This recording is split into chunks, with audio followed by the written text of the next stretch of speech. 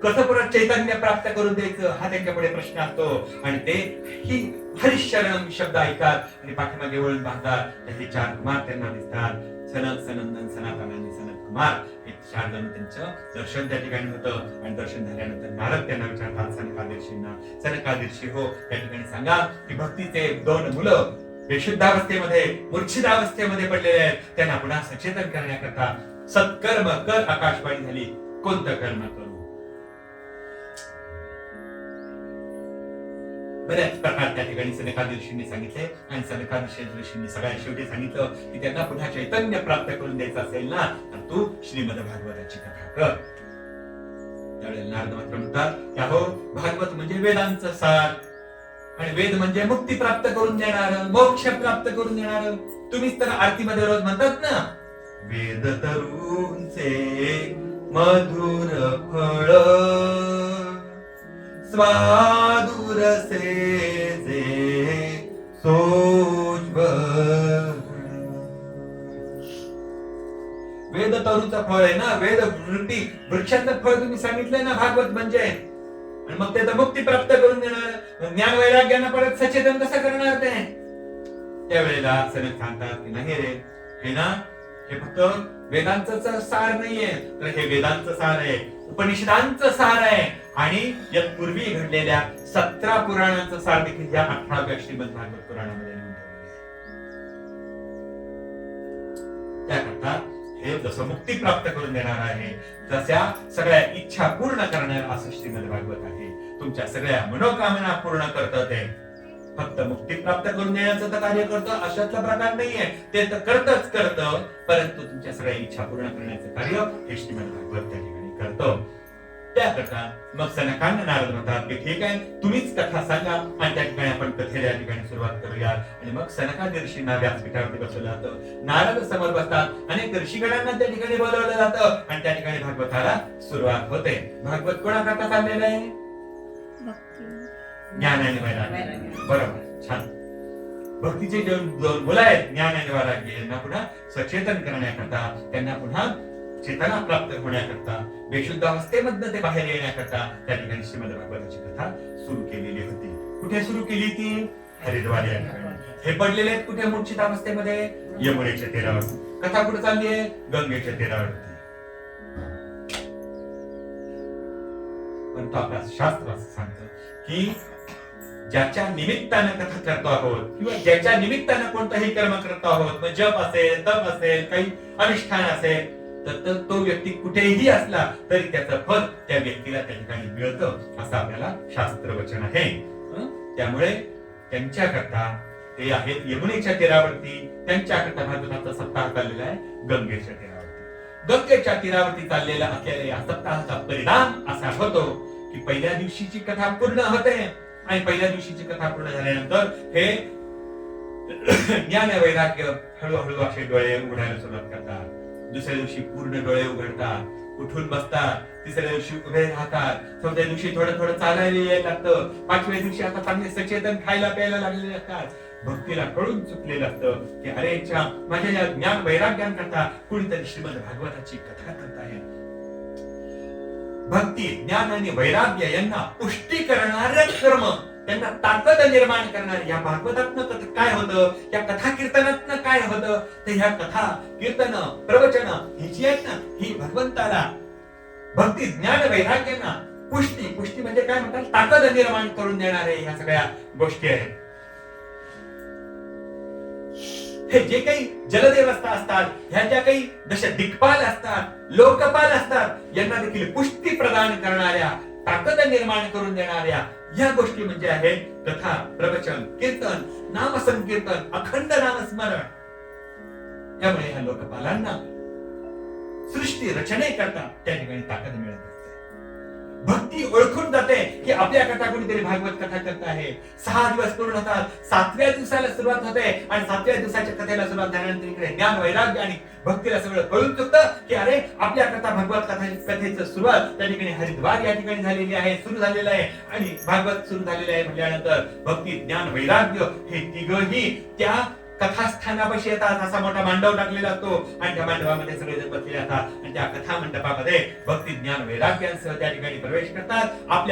आपल्याला चेतना प्राप्त करण्याकरता या नारदांनी हे आयोजन केलेलं असावं असं त्या दोघांनाही, त्या तिघांनाही कळून चुकलेलं असतं. त्या तिघांचंही त्या कथा मंडपामध्ये आगमन होतं. कथा ती 7व्या दिवशीची देखील त्या ठिकाणी पूर्ण झालेली असते आणि या तिघांचं त्या कथा मंडपामध्ये आगमन होतं. तर ते थोडस नाचत त्या ठिकाणी आगमन होतं. हे तिघही नृत्य करत असतात, गात असतात, भगवंताचं नामस्मरण करत असतात, म्हणत असतात श्री कृष्ण गोविंद हरे मुरारे हे नाथ नारायण वासुदेव. श्री कृष्ण गोविंद हरे मुरारे हे नाथ नारायण वासुदेव. कृष्ण गोविंद हरे मुरारे हे नाथ नारायण वासुदेव. श्री कृष्ण गोविंद हरे मुरारे हे नाथ नारायण वासुदेव. श्री कृष्ण गोविंद हरे मुरारे हे नाथ नारायण वासुदेव. श्री कृष्ण गोविंद हरे मुरारे हे नाथ नारायण वासुदेव. श्री कृष्ण गोविंद हरे मुरारे हे नाथ नारायण वासुदेव. श्री कृष्ण गोविंद हरे मुरारे हे नाथ नारायण वासुदेव. श्री कृष्ण गोविंद हरे मुरारे हे नाथ नारायण वासुदेव. श्री कृष्ण गोविंद हरे मुरारे हे नाथ नारायण वासुदेव. कृष्ण गोविंद हरे मुरारे हे नाथ नारायण वासुदेव. कृष्ण गोविंद हरे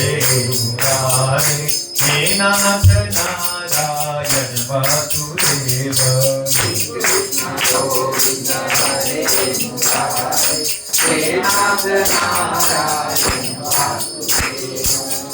कृष्ण गोविंद हरे मुरारे हे नाथ नारायण वासुदेव. कृष्ण गोविंद हरे मुरारे हे नाथ नारायण वासुदेव. कृष्ण गोविंद हरे मुरारे हे नाथ नारायण वासुदेव. श्री कृष्ण गोविंद हरे मुरारे हे नाथ नारायण वासुदेव. श्री कृष्ण गोविंद हरे मुरारे हे नाथ नारायण वासुदेव. श्री कृष्ण गोविंद हरे मुरारे हे नाथ नारायण वासुदेव. कृष्ण गोविंद रथांग पाळे गोविंद दामोदर माधवेती. श्री कृष्ण गोविंद रथांग पाळे गोविंद दामोदर माधवेती. कृष्ण गोविंद हरे मुरारे हे नाथ नारायण वासुदेव. कृष्ण गोविंद हरे मुरारे हे नाथ नारायण वासुदेव. हे नाथ नारायण वासुदेव. हे नाथ नारायण वासुदेव. गोपाल कृष्ण भगवान की जय. भक्ती ज्ञान वैराग्य हे तिघांचं देखील आता कथा मंडपामध्ये आगमन होतं. नृत्य करत भगवंताचं नामस्मरण करत श्रीकृष्ण गोविंद हरे मुरारे हे नाथ नारायण वासुदेव असं म्हणत ते आता या ठिकाणी आलेले असतात. नारदांना धन्यवाद देतात की ज्ञान वैराग्य यांना पुन्हा सचेतन करण्याकरता तुम्ही हा श्रीमद भागवताची कथा या ठिकाणी ठेवलेली होती. नारद देखील आता ह्या नारदांनी कसं बघितलेलं असतं या ज्ञान वैराग्यांना? अचेतन अवस्थेमध्ये बघितलेलं असतं, मूर्छित अवस्थेमध्ये बघितलेलं असतं, बेशुद्ध अवस्थेमध्ये बघितलेलं असतं ना. त्यांना पुन्हा ते सचेतन बघितल्यानंतर नारदांना देखील खूप आनंद होतो. आनंदित झालेले नारद आता त्या सनकादिर्षींना विचारतात की अरे, ह्या भागवताच्या श्रवणानं जर मनुष्य मुक्त होतो, जर मनुष्य बेशुद्ध अवस्थेमध्ये असेल, लयाला गेलेला असेल, क्षीण झालेला असेल, तर त्याला देखील पुन्हा बल प्राप्त होतं. पण तो कशातही असेल, शरीरानं निर्बल झालेला असेल, धनानं झालेला असेल, मनानं झालेला असेल, हा फार मोठा सिद्धांत आहे. ज्ञान वैराग्यांना सचेतनत्व प्राप्त करून देणं, याचा अर्थ असा आहे की मनुष्य कोणत्याही गोष्टीने जर अबल झालेला असेल तर त्याला पुन्हा बल प्राप्त करून देण्याचं स्थान म्हणजे श्रीमद भागवत आहे. तर असा अबल मनुष्य देखील सबल होऊ शकतो, मनुष्याला मुक्ती प्राप्त होऊ शकते. अहो सनकादिर्षी हो, नारद विचारतात, ह्या भागवतानं नक्की घडतं तरी काय काय हो, याचे सगळे फायदे तरी सांगणार.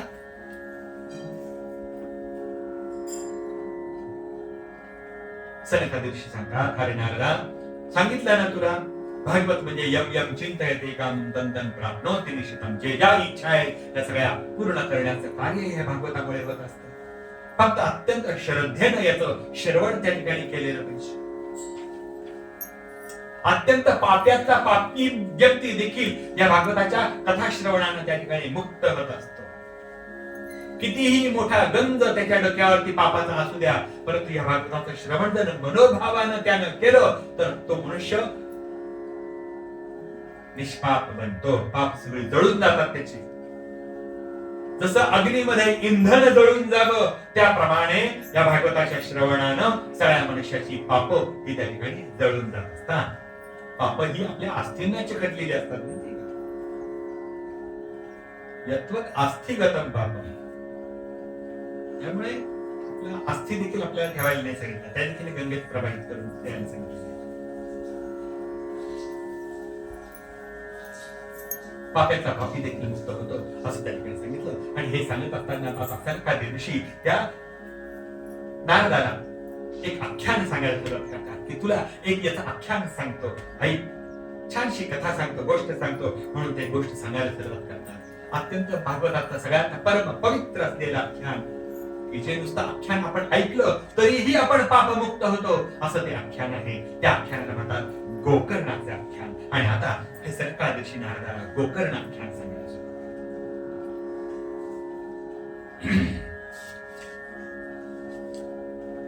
ते सांगतात की एकदा तुंगभद्रा नदीच्या तीरावरती एक आत्मदेव नावाचा एक ब्राह्मण राहत होता. आत्मदेव विद्वान होता, वेदशास्त्रांचं ज्ञान होतं, अनुष्ठान कशी करावी, उपासना कशा कराव्यात, यज्ञ यागादी कर्म कशी करावी यामध्ये तो निपुण होता. पत्नी होती, बायको होती, नाव होतं धुंधुली. चांगली होती, सुशील होती, पण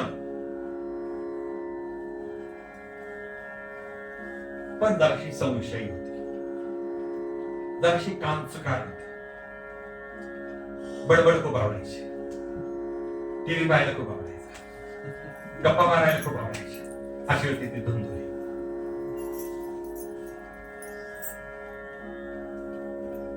सकाळचे भांडे बेसिन मध्ये तसेच संध्याकाळी अस्वच्छ, तिला खूप आवडायचं. अशी होती धुंधुली. गप्पा मारण्यामध्ये भयंकर पटायचं, रोज ओट्यावरती बसायचं, गल्लीमध्ये आपल्या आळीमध्ये चालणाऱ्या येणाऱ्यांना प्रत्येकाला, या इकडे बसा, कुठे चालले तर सोनवण्याच्या घरी भागवत ऐकायला, माझं ऐक.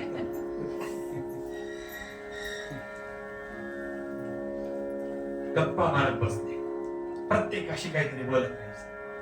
गल्लीमध्ये कुठं काय चाललेलं आहे, कुठं काय, तिला सगळं माहिती असायचं. त्या धुंदुलीमध्ये कोणाकडे पाहुणे आले, ते कधी जाणार आहेत,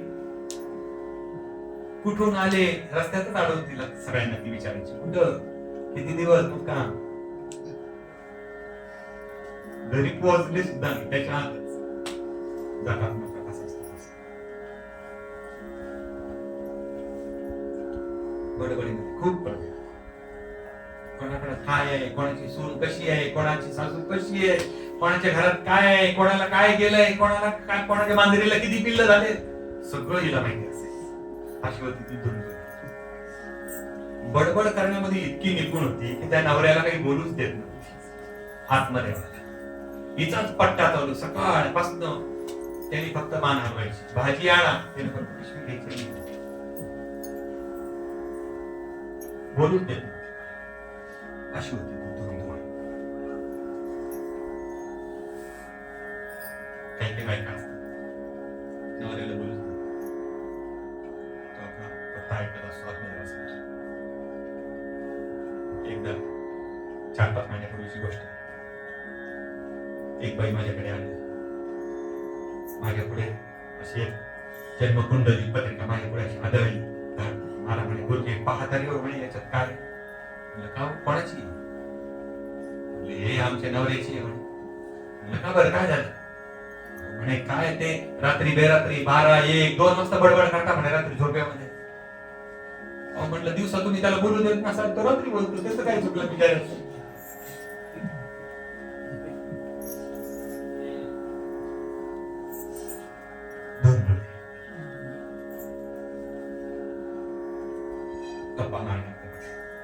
कोणाकडे टीव्ही आला, आपल्याकडे त्याच्यापेक्षा भारी आला. कोणाकडे फ्रीज आला, आपल्याकडे त्याच्यापेक्षा भारी आला. दुसऱ्याशी तुलना करणारी अशी ती होती. दुसऱ्याचा मत्सर करणारी अशी ती होती. अस्वच्छता करणारी अशी ती होती. खोटं बोलण्यामध्ये एकदम एक्सपर्ट होती. कोणत्या कॉलेजात शिकली होती काय नाही.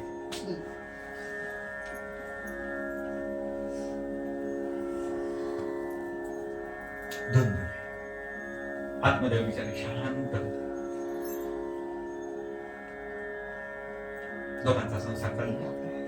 संसार कसा छान होता, पण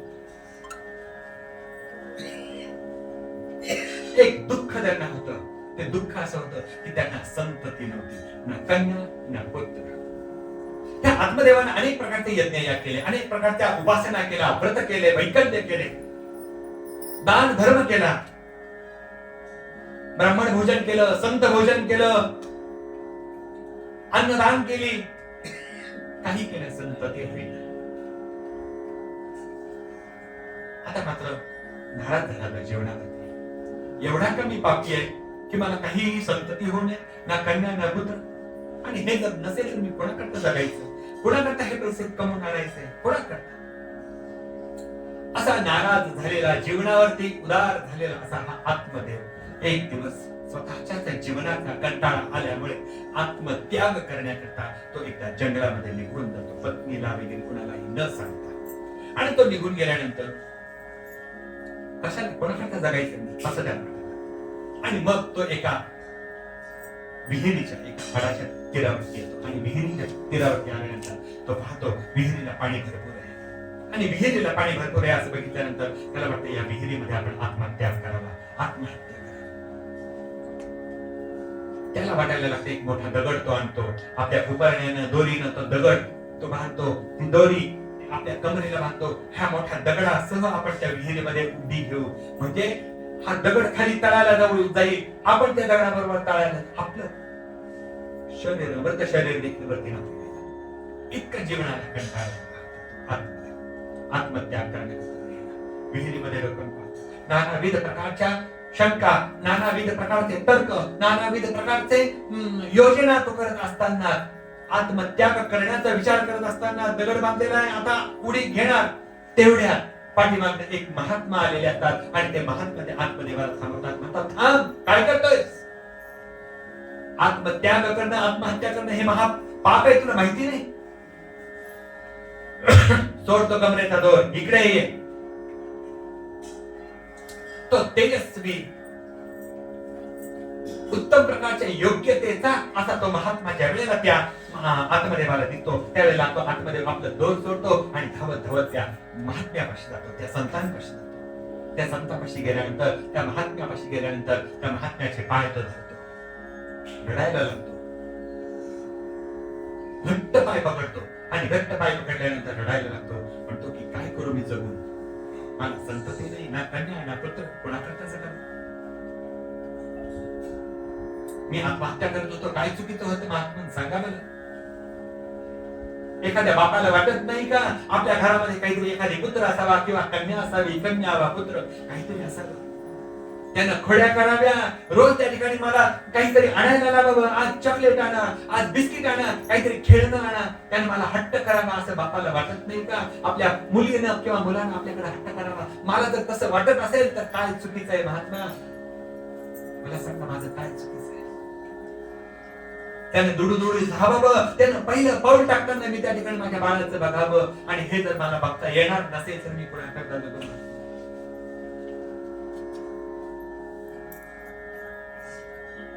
आई म्हणण्यापूर्वी त्यानं बाबा म्हणावं आणि ते मी ऐकावं. या पलीकडे बापाला दुसरा आनंद काय असतो महात्मन? आणि हे जर मला मिळणार नसेल तर पुन्हा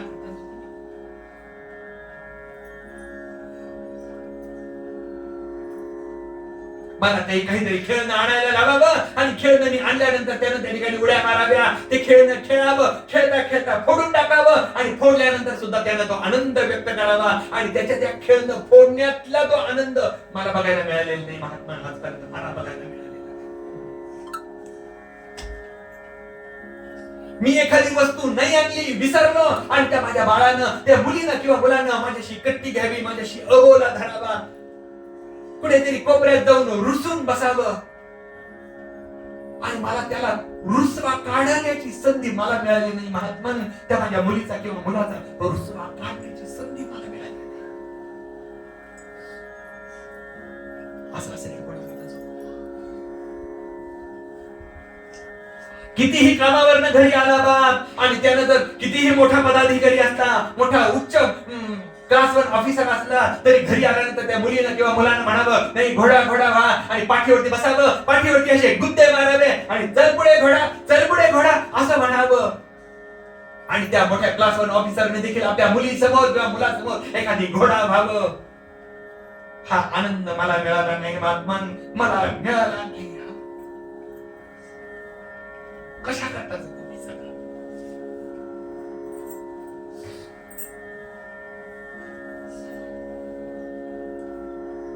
मी आत्मत्याग करत होतो, काय चुकीचं होतं या? त्याची छोटीशी पावलं मी माझ्या दारात बघितली नाही कधी. तो माती खेळताना माझं बाळ मी बघितलं नाही, चिखल खेळताना मी माझं बाळ बघितलं नाही. एवढा का मी पापी आहे, एवढा का मी कमनशिबी आहे की मला काही संतती होऊ नये.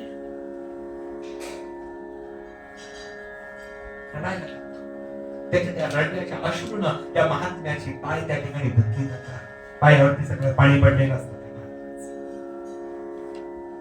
आता आणखीन सांगायला लागतो की अहो मला तर संतती नाहीच. तो आत्मदेव सांगतोय त्या महात्म्याला, मला तर काहीच संतती नाही, परंतु महात्मन अहो माझ्या दारामध्ये एक गाय आहे, आणि जेव्हापासून मी त्या 7-8 वर्षापासून ती गाय पाळलेली आहे ना, दारात आणलेली आहे ना, तेव्हापासून त्या गायीला न वासरू झालेलं आहे न काही. माझ्या दारात आल्यापासून ती गाय देखील वाहनच आहे. दारात मी झाड लावलेलं आहे, कित्येक वर्ष झाले त्या झाडाला ना आजपर्यंत फुल आलेलं आहे न फळ आलेलं आहे. एवढा कमी कमनशिबी आहे, एवढा कमी पापी आहे की माझ्या झाडाला फुल फळ येऊ नये, माझ्या गाईला काही वासरू होऊ नये, मला स्वतःला काही संतती कन्या वा पुत्र होऊ नये. आणि असं जर असेल तुम्ही पुढे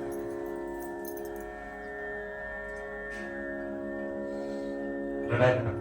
त्याच्या त्या रडण्याच्या अश्रूनं त्या महात्म्याची पाय धुतली जातात, घट्ट पाय पकडतो आणि म्हणतो, महात्मन मला एक असा अमोघ आशीर्वाद द्या की तुमच्या त्या आशीर्वादाने मला काहीतरी कन्या वा पुत्र त्या ठिकाणी संतती झाली पाहिजे. महात्मा म्हणतात, आणि कशाला रे संततीची अपेक्षा करतो? तो तुझं पालन पोषण करेलच याची काही खात्री नाही. आत्मदेव मात्र म्हणतो की नाही, कन्या वा पुत्र काही तरी मला संतती झाली पाहिजे, मला बाकी काहीच नको. महात्मा म्हणतात, ठीक आहे, तुला संततीचं सुख कधी येतं मी बघतो, थांब. आणि महात्मा डोळे बंद करतात, 2 मिनिटाने डोळे उघडतात. डोळे उघडतात, त्याचे खांदे धरतात आणि त्याला उठवण्याचा प्रयत्न करतात. त्याला उठवण्याचा प्रयत्न करत असताना म्हणतात की अरे कशाला संततीची अपेक्षा धरावी? तो देवभक्त, देशभक्त, मातृ पितृ भक्त होईलच, याचा काही नेम नाही रे, याचा काही नेम नाही. तुला कंटाळा येईल असा मुलगा कदाचित झाला तर काय करणार तू? तो म्हणे काही झालं तरी चालेल, मला संततीचं सुख पाहिजे. महात्मन, तुम्ही डोळे बंद केलेले होते आणि मला संततीचं सुख कधी आहे हे तुम्ही तुमच्या आत्मचक्षुंनी बघितलेलं होतं, आत्मज्ञानाने. मला सांगा, मला संततीचं सुख कधी आहे? तो महात्मा म्हणतो, नाही रे, जाऊ दे, तुला ऐकवणार नाही. नाही महात्मन, आता माझं मन काहीही ऐकायला तयार आहे. सांगा तुम्ही काय, माझ्या भविष्यामध्ये काय लिहिलेलं आहे? माझं भविष्य तुम्ही जाणलं, मला सांगा, माझ्या भविष्यामध्ये कधी संततीचं सुख आहे? त्यावेळेला ते महात्मा म्हणतात, अरे तुला ऐकवणार नाही, परंतु हा हट्ट धरतो नाही. सांगा सत्य. शेवटी ते महात्मा त्याला सांगतात, अरे उठ आतमध्ये बाळ. अरे मी माझ्या आत्मचक्षुंनी तुझं भविष्य जाणलं, त्यावेळेला मला तुझ्याबद्दल असं दिसलं की अरे आतमध्ये बाळ, तुला ह्याच जन्मी काय, इथून पुढे 7 जन्म संततीचं सुख नाही रे, संततीचं सुख नाही.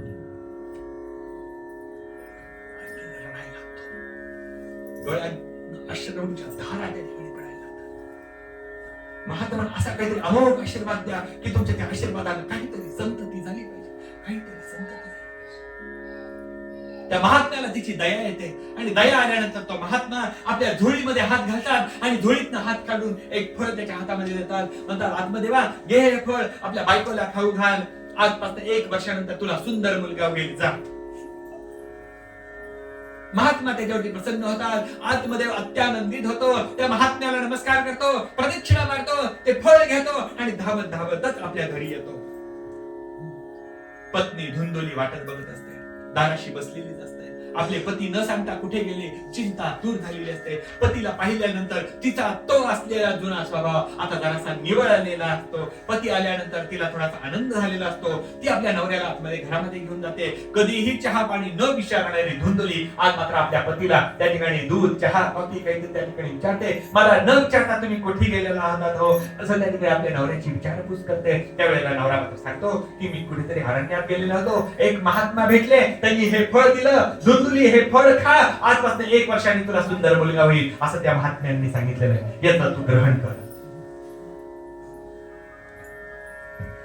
धुंदुली ठीक म्हणते, हे फळ घेते, एका कोनाड्यामध्ये ठेवून देते.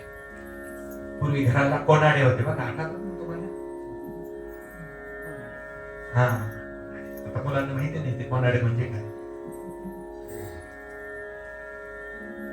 कोनाडे ठेवते. नवऱ्याला काय लागतंय, आत्मदेवांना चहा, नाश्ता, उपमा, काय जे हवं असेल ते त्या ठिकाणी देते. ते देखील आपल्या कामाला नंतर निघून जातात आणि ते निघून गेल्यानंतर तेवढ्यात तिची बहीण घरी येते. तिची बहीण त्याच गावात, शेजारच्या गावात तिथे दिलेली असते आणि ती त्या ठिकाणी येते.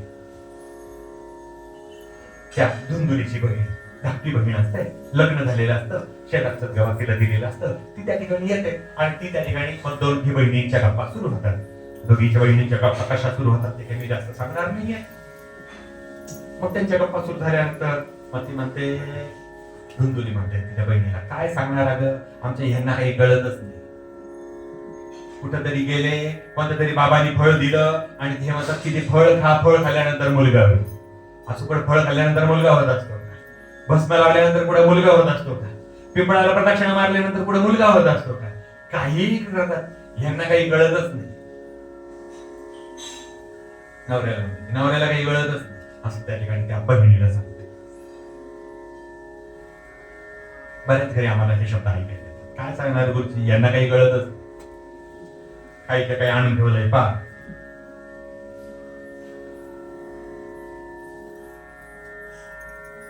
तो पुरुष लहान असतो ना, त्यावेळेला आई वडील म्हणत असतो याला काही कळत नाही. लग्न झाले की बायको म्हणते याला काही कळत नाही. म्हातारा झाला की मुलगा म्हणतात यांना काही कळत नाही. पुरुषाला कळायचं वय कोणतं, मला काही कळतच नाही.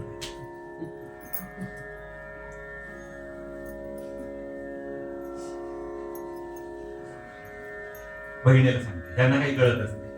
फळ आणलं कुठून, ते फळ खाल्लं म्हणजे मुलगा, काही जात नाही. पण त्या बाबांनी फळ दिलं म्हणजे असं मुलगा होत असतो. धाकटी बहीण असते. धाकटी बहीण म्हणते ठीक आहे, तुझा याच्यावरती विश्वास नाही ना. ती म्हणते नाही, हे काही सांग, काही खाऊ नकोस ते फळ. कशा करता तुला फळ पाहिजे किंवा काय संतती होण्याकरता काहीतरी कन्या पुत्र काही पण चालेल ना. ते म्हणते हो काही पण चालेल.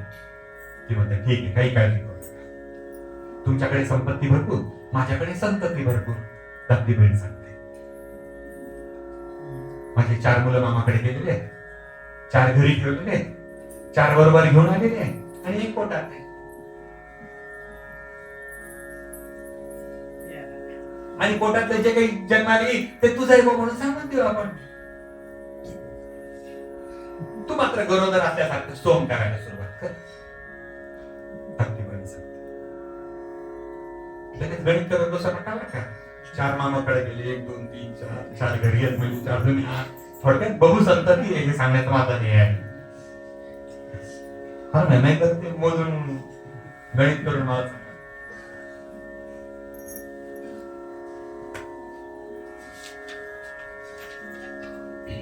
धाकटी बहीण सांगते की 1 पोटात आहे बाळ माझ्या, तू मात्र गरोदर असल्याचा सोम करायला सुरुवात कर.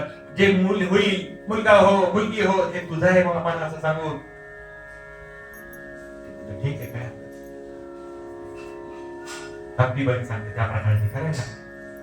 ते म्हणते या बाळाचं काय करायचं.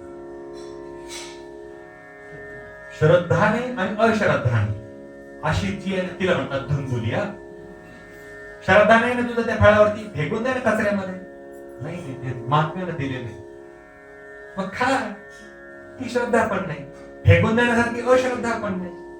अशी जी स्त्री असते ना तिला म्हणतात धुंबुली. धाकटी बहीण सांगते सोपं काम, ते फळ तुला नाही खायचं, गाईला खायचं. समोर गायचं, गाईला ते फळ खावायचं. बहिणीचा जसा गर्भ वाढायला लागतो तसंच ही धुंदुली देखील आपलं पोट वाढवायला सुरुवात करते.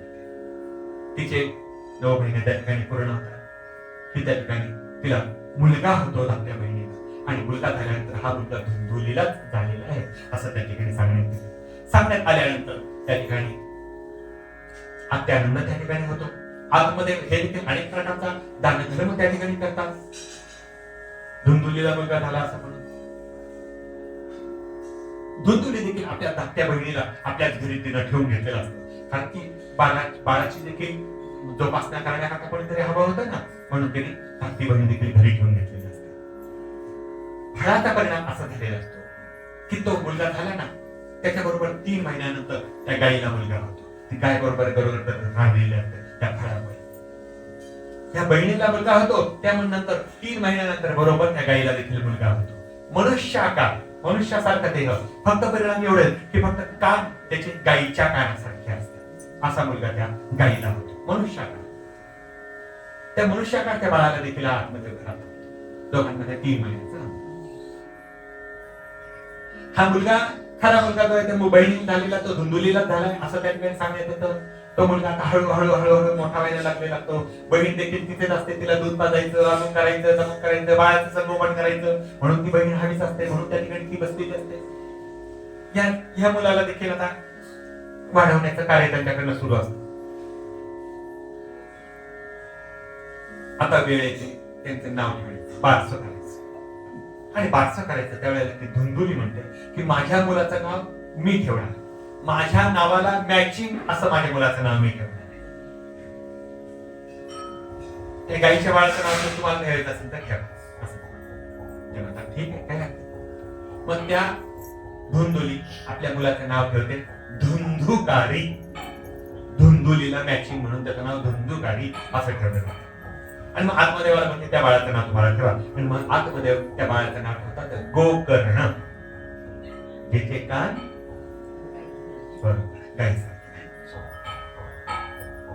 अशाला गोकर्ण म्हणतात. आणि जो बालवयापासून लहानपणापासून वेदमंत्र जो श्रवण करतो ना त्याला देखील गोकर्ण असं म्हटलं जातं. गोकर्ण आणि आता धुंदुकारी हे दोघेही मोठ्या लागले. आता चालू लागतात, पळू लागतात, गावामध्ये हिंडू लागतात. आता त्यांना शाळेत टाकलं जातं. त्यांचं उपनयन आदी संस्कार त्याच्यावरती केले जातात आणि त्यांना शाळेत टाकलं जातं. त्यांना शाळेत टाकल्यानंतर हा आत्मदेव जो आहे ना त्यांना चांगल्या शाळेत टाकतो. गोकर्ण मात्र चांगल्या उत्तम प्रकारचा अभ्यास करतात. हा त्याचा भाऊ जो आहे ना हा धुंदुकारी हा मात्र वाईट मित्रांच्या नादी लागतो. वाईट मित्रांबरोबर जायचं, नको असेल ते खायचं, नको असेल ते प्यायचं, नको असेल त्यांच्याशी संगती करायची असं त्या धुंदुकारीचं ठरलेलं. आत्मदेव मात्र अत्यंत विद्वान होतात. शाळेमध्ये पहिला नंबर. गोकर्णो पंडितो ज्ञानी धुंदुकारी महाखलः असं सांगितलं होतं. महाखल डाकू गुंड असा होतो हा धुंदुकारी. आणि गोकर्ण मात्र पंडित त्या ठिकाणी गणले जातात. सगळेजण त्यांचा सन्मान करत असतात गावामध्ये. आता हा धुंदुकारी वाईट मित्रांच्या नादी लागतो. नको ते पदार्थ खायचे, नको ते प्यायचे, नको त्या गोष्टी करायच्या. आता तो वाईट स्त्रियांच्या देखील नादी लागलेला असतो. आता मोठा झालेला असतो, तारुण्यावस्थेमध्ये प्राप्त झालेला असतो, नको त्या स्त्रियांच्या नादी लागलेला असतो, वेश्यांच्या नादी लागलेला असतो. आणि त्यांना संतुष्ट करण्याकरता, त्यांना आपलंसं करण्याकरता त्यांना नानाविध प्रकारच्या प्रलोभन तो दाखवत असतो. नानाविध प्रकारचे पैसे अडके त्या ठिकाणी वडिलांकडनं न्यायचे आणि त्या स्त्रियांना संतुष्ट करायचं असं त्याचं कार्य सुरू असतं. वडिलांना मात्र त्या ठिकाणी तो मुलगा नकोसा व्हायला लागलेला असतो. उगाच हट्ट धरला आपण त्या महात्म्यापाशी आणि मला मुलगा होऊ द्या म्हटला आणि पहा मला मुलगा झाला तर तो कसा धुंदुकारी सारखा झाला. महाखला अत्यंत तुष्ट निपजला. रोज पैसे मागायचे. आज मला हे करायचंय, मला पैसे द्या. आज मला मित्रांना हे खाऊ घालायचंय, मला हे पिऊ घालायचंय, मला पैसे हवे, पैसे हवे. मित्रांवरती पैसे उडवायचे, त्या स्त्रियांवरती पैसे उडवायचे. असं त्या धुंदुकारीचं कार्य सुरू. अत्यंत श्रीमंत असलेला हा आत्मदेव आता मात्र गरीब झाला, दरिद्री झाला. आणि तो दरिद्री झाल्यानंतर गोकर्णांनी आपल्या वडिलांना, आत्मदेवांना त्या ठिकाणी आत्मज्ञान दिलं की अशा घरामध्ये राहू नये बाबा. घर सोडा, परमात्म्याचे व्हा, भगवंताचे व्हा. जा, हरि भजले, हरि भजले, हरि भजने का मौका है. हरि गुण गा, प्रभु गुण गा, ये मौका भी अनोखा है. असं त्या ठिकाणी ते आपल्या वडिलांना सांगतात. आणि मग आपल्या मुलांना सांगितल्याप्रमाणे, गोकर्णाने सांगितल्याप्रमाणे आत्मदेव देखील आपल्या घराचा त्याग करतात. घर सोडून ते वनामध्ये निघून जातात. भगवत चिंतन करत करत करत भगवंताच्या चरणावरती वैकुंठाला त्या ठिकाणी निघून गोकर्ण देखील तीर्थयात्रा करण्याकरता बाहेर निघून जातात. सगळ्या भारतवर्षामध्ये ते तीर्थयात्रा करतात. आता आई आणि मुलगा, धुंदुली आणि धुंदुकार.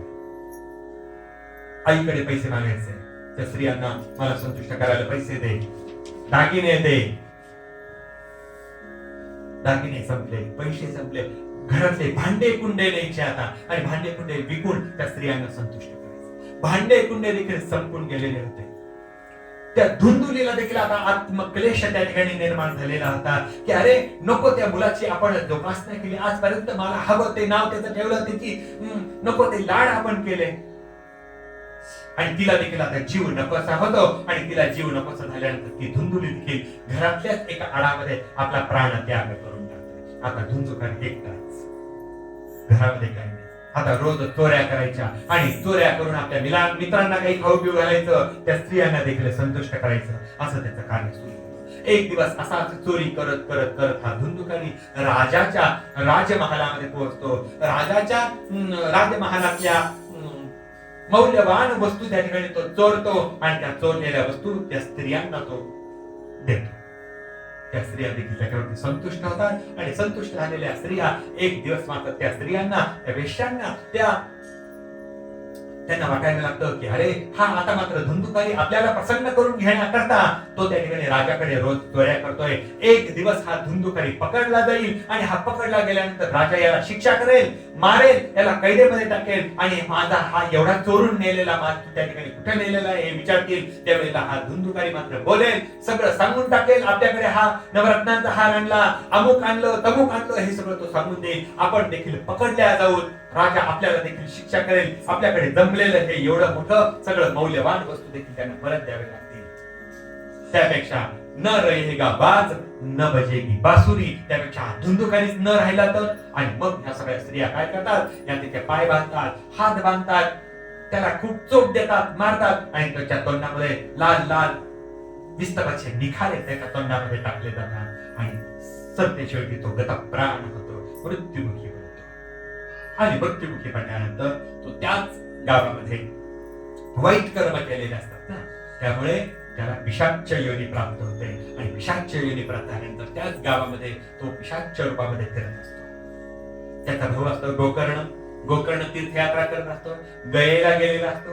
गयेला त्याला कळतं की आपला भाऊ त्या ठिकाणी मृत्युमुखी पडला, म्हणून आपल्या भावाच्या प्रित्यर्थ तो पिंडदान वगैरे करतो. आणि पिंडदान केल्यानंतर गावाकडची आठवण येते, वाड्याची आठवण येते, गावातल्या लोकांची आठवण येते, आई वडिलांची आठवण येते, म्हणून तो गावामध्ये येतो. गावामध्ये आल्यानंतर आपला वाडा जुना झालेला असतो, पडका झालेला असतो. डोकावून पाहतो तर त्या ठिकाणी मात्र जाळी जळमट झालेली असतात. सरते शेवटी तो गोकर्ण काय करतो, आपल्या खांद्यावरच्या उपरण्यानं त्या ओटा थोडासा साफ करतो. ओट्यावरती तो आपलं उपरणं अंथरतो, एक दगड डोक्याला घेतो. संध्याकाळची वेळ झालेली असतात, 8 वाजलेले असतात. तो त्या ठिकाणी झोपतो गोकर्ण. ठीक आहे, सकाळी आपण आपल्या वाड्याची साफसफाई करू असं तो म्हणतो. आणि गोकर्ण त्या ठिकाणी झोपायला लागलेला असताना हा पिशाच्य योनीमध्ये असलेला हा धुंदुकारी त्या ठिकाणी येतो, त्याच्या डोळ्यासमोर येतो. त्याच्या डोळ्यासमोर आल्यानंतर त्याला स्पष्ट दिसत नसतं, काहीतरी जाणवत असतं त्या गोकर्णाला, काहीतरी आहे. तो त्या ठिकाणी त्याला विचारतो, कोण आहेस, कोण आहेस, कोण आहेस तू? त्यावेळी तो सांगतो की गोकर्णा, मी आहे रे तुझा भाऊ धुंदुकारी. मला पिशाच्य योनी प्राप्त झालेली आहे. त्यावेळेला तो सांगतो की अरे, तुला पिशाच्य योनी प्राप्त झाली, तुझं तर मी श्राद्ध केलं. त्यावेळेला तो सांगतो की अरे, मी इतक्या प्रकारची पापं केलेली आहेत की मला माझ्यासारख्या पाप्याला मुक्ती मोक्ष प्राप्त होऊ शकत नाही. मला पिशाच्य योनी, त्यामुळे श्राद्धैनपि शतैनपि असं त्यांनी सांगितलं. 100 जरी श्राद्ध केले ना तू, तरी मी मुक्त होऊ शकणार नाही, इतका मी पापी आहे. सगळ्या पापाची कबुली तो आपल्या भावाजवळ त्या ठिकाणी देऊन टाकतो. तो धुंदुकारी गोकर्णाला सगळ्या प्रकारची पाप सांगतो. मी सगळे प्रकार केले, चोऱ्या केल्या, माऱ्या केल्या, नको ते खाल्लं, नको ते, ह्या सगळ्या गोष्टी तो आपल्या भावाला सांगून टाकतो. सगळ्या पापाची कबुली त्या ठिकाणी दिली जाते आणि पापाची नेहमी कबुली द्यावी.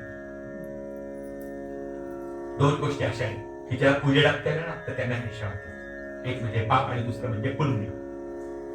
पाप जर उजेडात झालं ना तर त्या ठिकाणी पाप म्हणून गणलं जात नाही, सहज होते. उदाहरणार्थ एखादी पेन आहे, तुम्ही माझ्या समोर हा पेन उचलून नेला माझ्या देखत, तर ती चोरी होणार नाही. परंतु मी तिकडे काहीतरी करतोय आणि माझ्या समोरचा पेन तुम्ही माझी दृष्टी आड नेला तर काय होईल, ती चोरी होईल. उजेडात जर ते केलं ना तर ते नाहीच होत. पुण्य हे देखील उजेडात केलं ना तर ते नाहीच होत. पाप आणि पुण्य 2 गोष्टी अशा आहेत की ज्या उजेडात केल्या तर नाहीच होत. जसं पाप मी आता सांगितलं तसं पुण्य देखील आहे. तुम्ही मंदिरामध्ये गेले, मारुती मंदिरात 4 जणांनी येऊ द्या, मग 4 जण आल्यानंतर असा रुपया ओवाळला मारुतीवरनं, मग सगळ्यांनी पेटीत टाकला, आपण काहीतरी फार मोठे दानशूर आहोत असं जर लोकांना दाखवलं, पुण्य देखील नाहीच होत. उजव्या हाताने केलेलं पुण्य डाव्या हाताला देखील कळता कामा नये असं आपल्याला शास्त्र सांगतं. परंतु आपण काहीतरी 11 रुपये दिले तर आपली पाठीच लागावी असं आपल्याला वाटत असतं.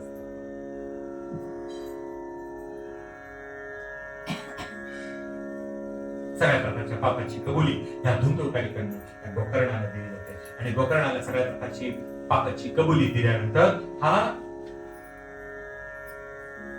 गोकर्ण त्याला विचारतो, मग आता काय करायचं?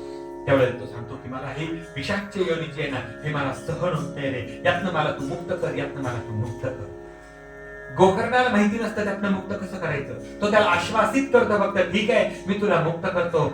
आणि मग त्या ठिकाणी तो धुंदुकारी निघून जातो. हा झोपायला लागतो. परंतु याच्या ज्ञान चक्षुंसमोर सूर्यनारायण येतात आणि सूर्यनारायण त्या गोकर्णाला सांगतात की तुझ्या भावाला जर मुक्त करायचं असेल तर श्रीमद भागवताची कथा कर. दुसऱ्या दिवशी गोकर्ण उठतात. सकाळी सकाळी उठल्याबरोबर स्नान संध्यावंदन आदी कर्म करतात आणि अशाच काही वैष्णवांना ते बोलवतात आणि वैष्णवांना समोर बोलवून त्या ठिकाणी ते कथेचं निरूपण करायला सुरुवात करतात. आणि कथेचं निरूपण होतं. आणि कथेचं निरूपण झाल्यानंतर हा पिशाच्य योनीमध्ये असलेला हा धुंदुकारी, याला बसायला जागा नसते, म्हणून हा काय समोर एक कळखाचं बेट असतं, बांबूचं बेट. त्या बांबूच्या बेटामध्ये, त्या बांबू मध्ये जाऊन एखाद्या भुंग्यानं कसं बांबू पोखरून आतमध्ये जातात तसं तो आतमध्ये जाऊन बसतो. आणि आतमध्ये जाऊन बसल्यानंतर परिणाम असा होतो, त्या गोकर्णांचं पहिल्या दिवसाचं कथा आख्यान पूर्ण झालं की पहिली त्या बांबूची गाठ फुटते. फट्ट असा आवाज येत होतो. दुसऱ्या दिवशीची कथा सुरू होते. दुसऱ्या दिवशी त्या बांबूची दुसरी गाठ फुटते, फट आवाज होतो. तिसऱ्या दिवशी तिसरी, चौथी, पाचवी, सहावी, 7 दिवस पूर्ण होतात. 7 दिवसांमध्ये तो बांबू त्या ठिकाणी पूर्ण त्या ठिकाणी फुटून जातो. त्याच्यात एक दिव्य पुरुष बाहेर येतो. तो धुंदुकारी दिव्य रूप त्याला प्राप्त होतं. गोकर्णाला नमस्कार करतात, भागवताला नमस्कार करतात, एक प्रदक्षिणा मारतात आणि त्या ठिकाणी त्यांना भगवंताचे दूत त्याला नेण्याकरता विमान घेऊन आलेले असतात. ते भगवंताचे दूत त्या धुंदकारींना म्हणतात, तुमच्याकरता विमान आणलेलं आहे वैकुंठाला नेण्याकरता, विमानामध्ये आपण बसावं. त्यावेळेला गोकर्ण त्यांना अडवतात, म्हणतात की नाही थांबा, तर हा फक्त धुंदुकारी करताच तुम्ही आणलं का?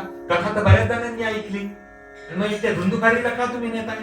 त्यावेळेला ते देवदूत त्या ठिकाणी सांगतात, विष्णुदूत सांगतात की यानं निराहार राहून ऐकली, अत्यंत श्रद्धेनं ऐकली, मोक्षाच्या तळमळीनं ऐकली. आणि असं जर आपण कोणत्याही तळमळीनं जर ऐकलं तर त्या इच्छा पूर्ण होत असतात. त्याने ही इच्छा प्राप्त केलेली होती म्हणून त्यांच्याकरता वैकुंठाचं विमान आलेलं आहे. तुम्ही देखील तशी इच्छा प्राप्त केली आणि तशा तळमळीनं तुम्ही ऐकली तर तुम्हाला देखील त्या ठिकाणी मोक्ष प्राप्त होईल. मग हे धुंदकारी त्या दिव्य विमानामध्ये बसतात आणि दिव्य विमानामध्ये बसल्यानंतर ते विमान दिगंती दिसेनासं होतं. पुढे एकदा हे गोकर्ण बाकीच्या वैष्णवांच्या इच्छे खातर, हट्टा खातर पुन्हा एकदा श्रीमद भागवताची कथा करतात आणि त्या कथेमध्ये जे जे भाविक भक्त मुक्तीच्या मोक्षाच्या तळमळीनं निराहार राहून अत्यंत श्रद्धेनं कथा श्रवण करतात ना, त्यांच्याकरता त्या ठिकाणी पुन्हा विमान येतं आणि त्या विमानामध्ये बसून हे बाकीचे देखील सगळे भाविक भक्त, सगळे वैष्णव त्या ठिकाणावरनं त्या विमानामध्ये बसून दिगंती दिसेनासं होतात. नाही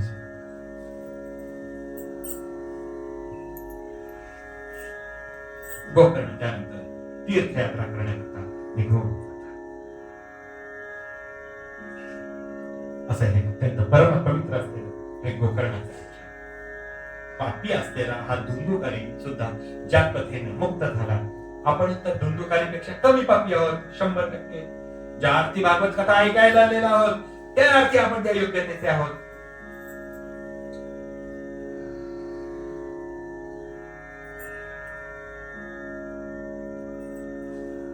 सूत शौनकादी ऋषींना ही सगळी कथा सांगताय.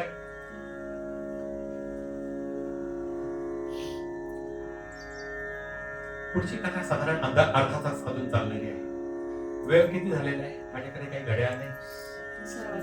मी उगाच तुम्हाला पिंगवतोय की काय असं पण तुम्हाला वाटायला नको.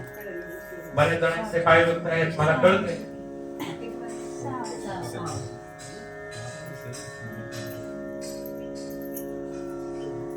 काय करायचं दादा?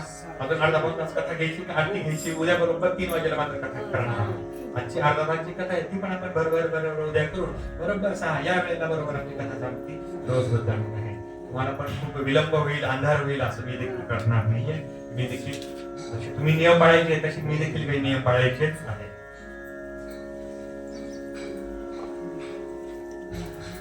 या कथा व्यासाची कशी लिहिली, गणपतीकडनं ती कशी लिहून घेतली, शुकदेवांनी ती राजा परीक्षिताला कथा कशी सांगितली.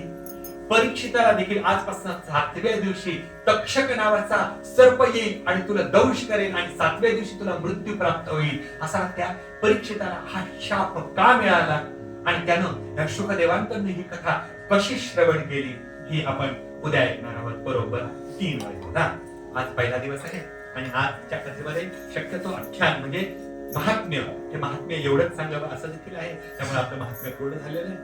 आजचा विलंब झाला, उद्या मात्र विलंब होणार नाही. बरोबर 3 म्हणजे 3 वाजेला मी या ठिकाणी हजर असेल. तुम्ही देखील माझ्या आधी हजरच असणार आहात मला माहिती आहे.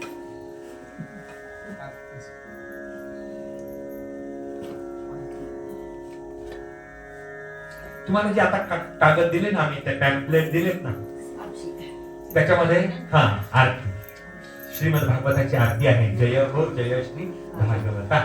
तर ती आरती तुम्ही देखील माझ्याबरोबर म्हणायची आहे.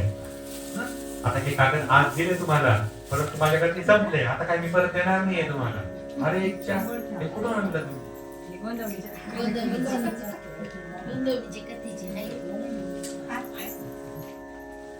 त्या ठिकाणी संगीत कथा केलेली होती. संगीतचा साथ, त्याचा परिणाम असा असतो, संगीत साथ असते 5 मिनिटं 10 मिनिटं मला विश्रांती मिळते.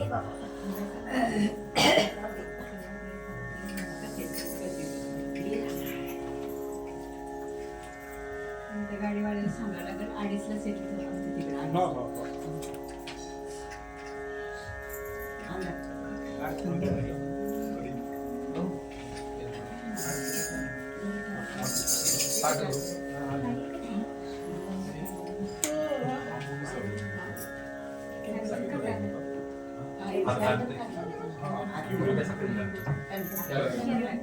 आता घेऊन येईल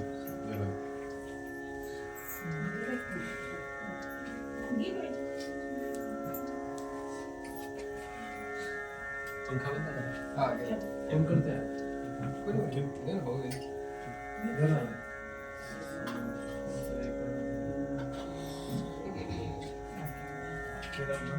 करते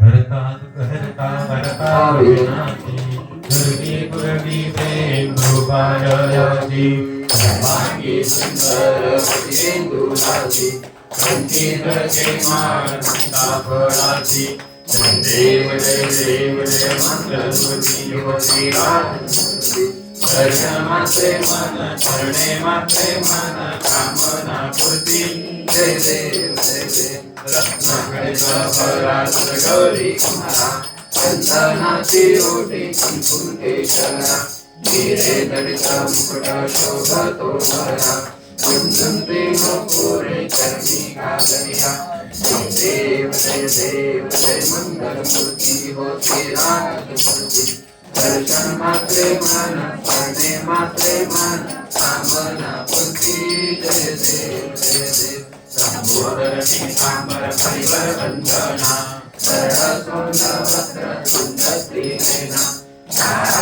माता वट्टाहे चलना संकटी पावावे निर्वाणी रक्षावे सुरवर वंदना जय देव जय मंगलमूर्ती होती राजमूर्ती दर्शन मात्रे मन सर्वे मात्रे मन कामना पूर्ती जय देव जय हो जय श्री भागवता आरती करू तुझ भगवंता जय हो जय श्री भागवता आरती करू तुझ भगवंता श्री शुक मुनीने परम भक्तीने नाना परीने गायले जा हरि चरिता आरती करू तुझ भगवंता जय हो जय श्री भागवता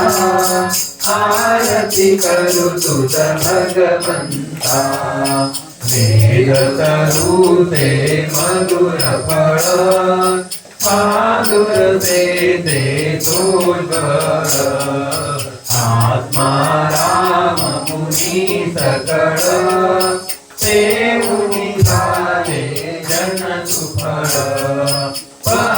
पर्वणी आई अवनी की अघहरणी भवजल धरणी पतिता आरती करू तुझ भगवंता जय हो जय श्री भागवता आरती करू तुझ भगवंता येथे व्यासांची वाणी साधक हरी गुण गाऊनी शास्त्र पुराणे मुकुटमणी परम प्रेमामृत जननी सहज सेविता भाविक भक्ता उदार दाता मोक्ष तत्वता ते हाता आरती करू तुझ भगवंता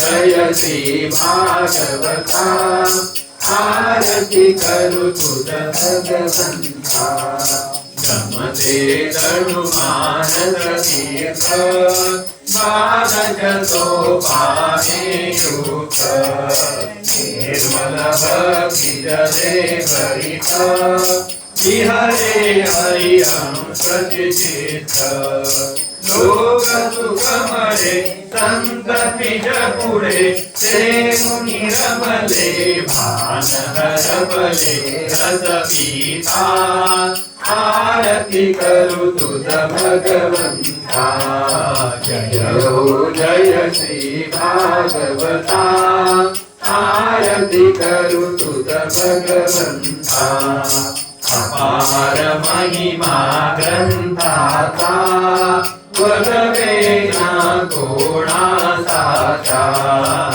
प्राणशी कीर्तनकाराचा मेवा कविवर संताचा गणुबोधाचा स्वयं प्रभेता द्वादश गणिता रवि अंतरिता समहरता आरती करू तुझ भगवंता जय हो जय श्री भागवता आरती करू तुझ भगवंता चंदन प्रेमा श्री कृष्ण गीते वेदी मन पूर्ण अनन्य होताया शरण सहित करे जन्म मरण त्रिताप जाती चिरये शांती नाहि वदती कृष्ण पदी ठेऊ माथा आरती करू तुझ भगवंता जय हो जय श्री भागवता आरती करू तुझ भगवंता आरती करू तुझ भगवंता आरती करू तुझ भगवंता गौरं करुणावतारं संसारसारं भुजगेन्द्रहारं सदावसन्नं हृदयारविन्दे भवं भवानी सहितं नमामि त्वमेव माता च पिता त्वमेव बन्धुश्च सखा त्वमेव विद्या द्रविणं त्वमेव सर्वं मम देवदेव सेवन्तिका कुलचम्बकवाकलाब्जैः पुन्नागजातिकरवीररसालपुष्पैः दीर्घप्रवाल तुलसीदलमञ्जरीभिः जगदेश्वर में प्रसीद गोपाल कृष्ण भगवान की जय फुलवामध्ये पोथीवर नमस्कार करा आरती घ्या सगळे प्रसाद घ्या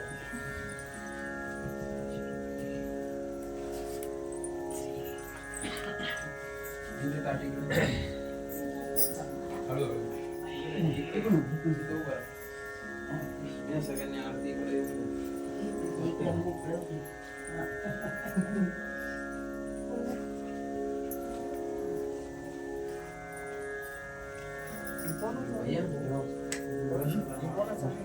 प्रसाद दे सगळ्यांना व्यवसाय